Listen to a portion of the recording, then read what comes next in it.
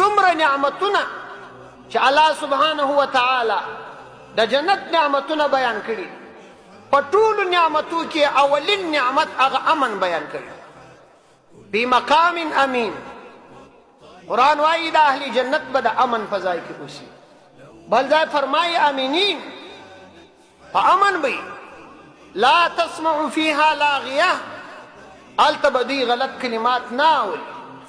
چې امن دې نه په هیڅ شي باندې خوند نشي اخیستی.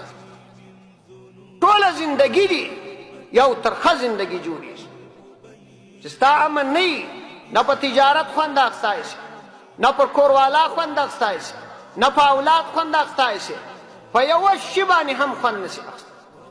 او دا تر ټولو لوی عذاب دی چې خدای یو قوم ته ورکړي چې امن ځینې پورته کړي او موږ او تاسې په دې عذاب مبتلا کړي.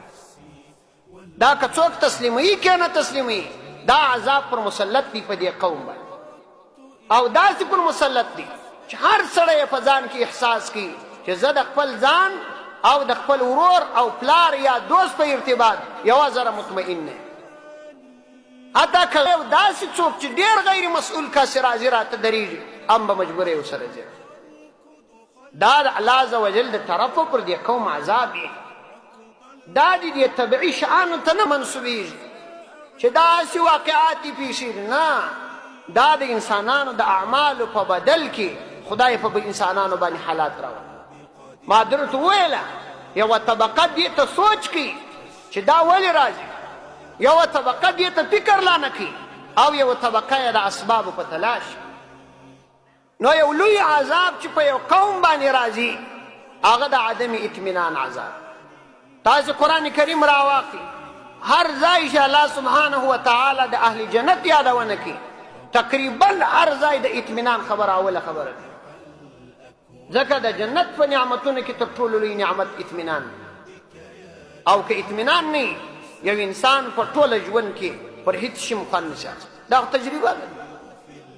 او ستاسو ما ته ووایاست، دا ټول قوم دې ما ته ووایي چې په امن دي، یو څوک هم په امن نه.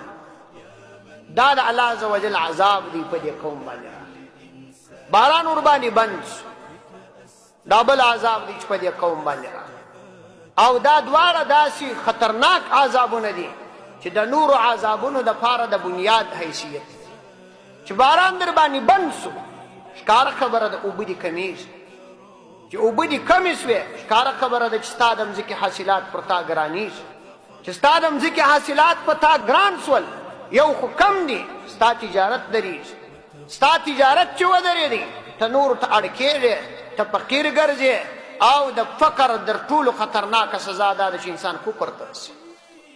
کاد الفقر ان یکون کفرا، قریبه ده چې فقر دی انسان په کفر کې واقع. بك أستجير إذا تخاطفني الردى، بك أستجير واستل روحي ثم خار كياني،